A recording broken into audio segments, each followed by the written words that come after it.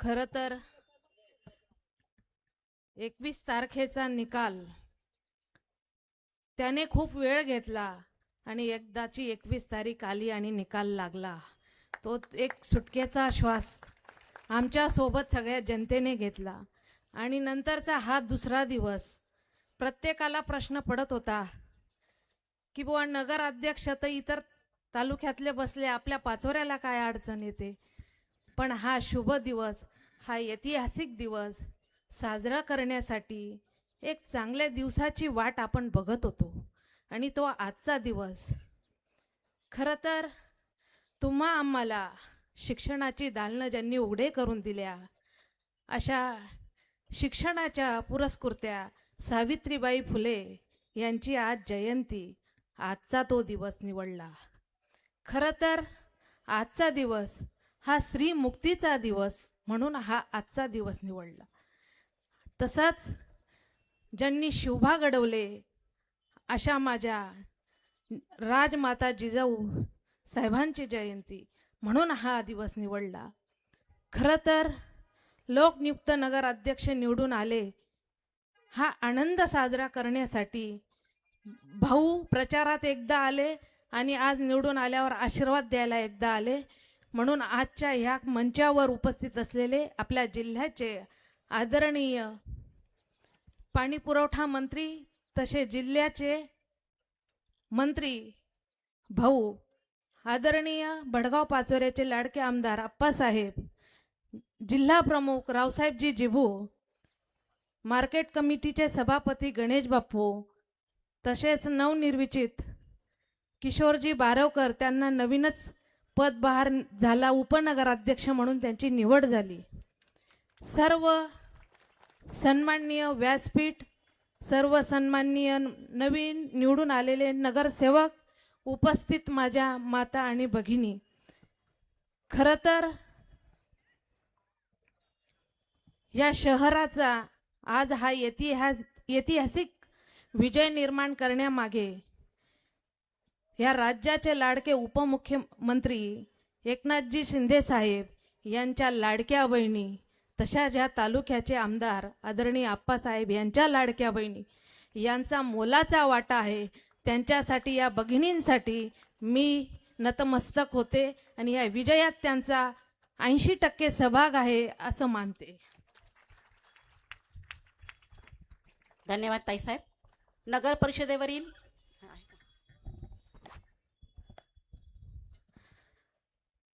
खरं तर ह्या जनतेने या तालुक्याचे आमदार आदरणीय आप्पासाहेब यांच्या नेतृत्वावर, यांच्या कर्तृत्वावर, यांच्या विकास करण्याच्या पद्धतीवर विश्वास ठेवून ही एक हाती सत्ता दिली आणि या सत्तेला आप्पा आमदार पालिकेत एक हाती सत्ता दिल्यामुळे ह्या शहराच्या विकासाला गती मिळेल, या शहराचा विकास अजून जोमाने होईल.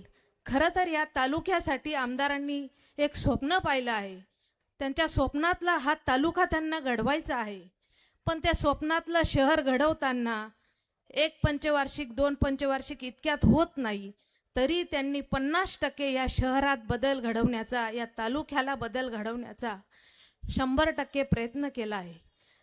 आणि ही पाचोऱ्याची जनता सुज्ञ जनता आहे, सुशिक्षित जनता आहे, हुशार जनता आहे. या जनतेने वरची सत्ता, दुसरे आमदार सत्तेतले, आणि म्हणून पालिकेत एक हाती सत्ता देऊन हा विकासाचा रथ परत एकदा आमच्या हाती दिला की जेणेकरून या शहराच्या विकासात आणखीन एकदा नवीन काहीतरी बघण्याची संधी मिळेल. खरं तर आपणनी जे मूलभूत गरजा असतात त्या बऱ्यापैकी या शहराला देऊन झाल्या आहे. पण मुख्य प्रश्न फक्त पाण्याचा या शहराचा आहे. आणि मी आपणा सगळ्यांना या क्षणी वचन देते की या शहराला जे पाणी देण्याचं काम, मी नगराध्यक्ष म्हणून एक महिला इथे जातीये, पण या शहराला पाणी देण्याची ओळख मी नगराध्यक्ष म्हणून या शहराला करून देणार आहे. खरं तर आपण तर दंड थोपटून मोकळे झाले, पण खरी कसरत आमच्या कार्यकर्त्यांची, माझ्या महिला आघाडीची, आमच्या नगरसेवकांची आणि किंबहुना जास्त नाही पण थोडी का होईना मलाही लागली होती. भाऊ 300 आणि 400 शुगर माझी होती. जवळजवळ 2 वर्षापासून इन्सुलिन घेऊन चालू होतं काम थोडंफार बाहेर घरात. आणि माझा तर विचारच नव्हता, कारण सगळ्यांच्या सेवेत गेले 5 वर्षापासून सुमित दादाला आम्ही अर्पित केलेलं होतं. पण आरक्षणाच्या कारणाने ती संधी परत माझ्या भाळी लिहून ठेवली होती परमेश्वराने, तर ती परत मला मिळाली. पण मला शुगर असल्यामुळे मी जरा मागे पाऊल टाकत होती, पण सपोर्ट म्हणून सुमित आणि आप्पा दोघांना कामासाठी मी पुढे करत होती. दंड ठोपवल्यानंतर आमची जबाबदारी वाढली आणि आम्ही जोराने कामात लागलो. जोराने कामाला लागल्यानंतर काय फजिती झाली असेल आमची आम्हालाच माहिती.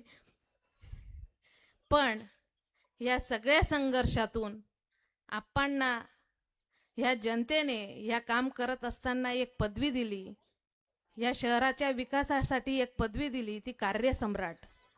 त्यांनी ज्या पद्धतीने काम केलं त्यांच्या कामाला माझा सलाम. पण आज मी दुसरं नाव देणार आहे त्यांना, कारण 7 लोकांना पुरून उरणं इतकी सोपी गोष्ट नव्हती.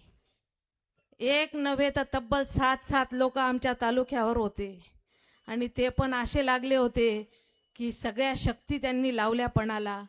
पण खरं तर आप्पा त्यांना पुरून उरले. म्हणून मी आज त्यांना एक दुसरं नाव देणार आहे, संघर्ष योद्धा.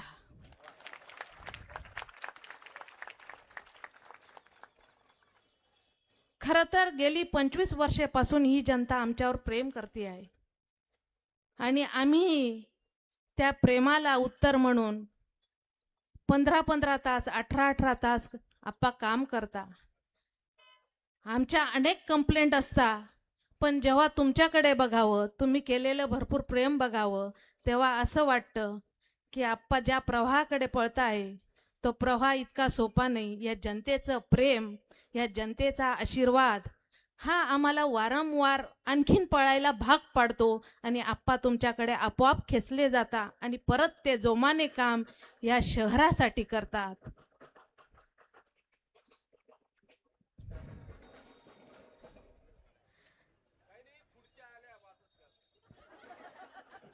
म्हणजे अजून अनेकांना संधी मिळणार आहे, खुर्च्या येत आहे याचा अर्थ. असो, तुम्ही सगळ्यांनी, या जनतेने मला भरभरून आशीर्वाद दिला. तुम्ही या सेवेची मला संधी दिली आणि ही सेवा परमेश्वर कृपाने माझ्या हातून घडावी. या शहराचा अजून उत्तर प्रगती माझ्या हातून घडावी अशी ईश्वराची इच्छा होती, या जनतेची इच्छा होती. आणि ती नक्कीच मी ज्या शब्दाने तुम्हाला सांगितलं त्या ताकदीने या शहराच्या विकासात 100% लक्ष देऊन, जिथे कमी तिथे आम्ही, अशा वृत्तीने आम्ही या शहराचं 100% काम करू. आणि राहिलेल्या विकासात नगरपालिकेच्या हातातून हाती सत्ता दिल्याने आम्ही त्या आप्पांच्या नेतृत्वाने परत एकदा या शहराच्या विकासात 100% सहभागी होऊ. राहिला विषय आजचा, बचत गटाच्या महिला मोठ्या संख्येने उपस्थित आहे. त्यांच्यासाठी खरं तर प्रत्येक स्त्री ही फार प्रामाणिक आणि चिकाटीने काम करणारी असते. मग ती घरात असेल, ती राजकारणात असेल, ती कुठल्याही क्षेत्रात असेल, तर ती प्रामाणिकपणे आपलं काम वाजवीत असते, गाजवत असते.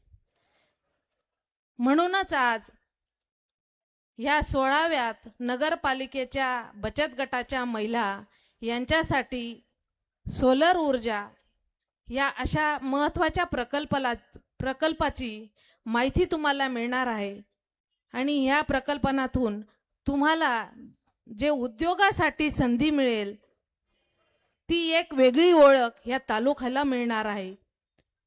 प्रत्येकाला विजेचं बिल भरणं शक्य होत नाही, म्हणून आपल्याला सौरचा फायदा घ्यायचा आहे. सौर ऊर्जा ही आपोआप नैसर्गिक आहे आपल्याकडे. सूर्य आग ओकतो त्याचा फायदा आपल्याला करून घ्यायचा आहे. आणि या प्रकल्पासाठी जी टीम तुम्हाला याच्या पुढचं मार्गदर्शन करणार आहे, त्यांच्या अशा पद्धतीची व्यवस्था आहे की तुम्ही जेव्हा सोलर घ्याल त्या सोलरसाठी तुम्हाला बँक कर्ज देणार आहे आणि कर्ज देत असताना त्याच्यावर सबसिडी आहे. म्हणून तुम्हाला तो कर्जाचा हप्ता तुम्हाला परवडेल अशा आकड्यात ती भरता येईल आणि अशी मुबलक मिळालेली ऊर्जा आपण आपल्या घरासाठी वापराल.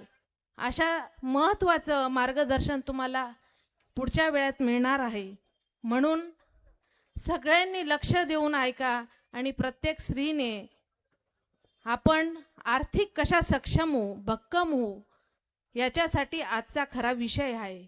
तुम्ही सगळेजण एवढ्या संख्येने आलात, आमच्यावर प्रेम करता, या जनतेने आमच्यावर प्रेम केलं, आम्हाला परत काम करण्याची संधी दिली, याबद्दल मी सगळ्यांचे मनापासून आभार मानते आणि इथेच थांबते. जय हिंद, जय महाराष्ट्र.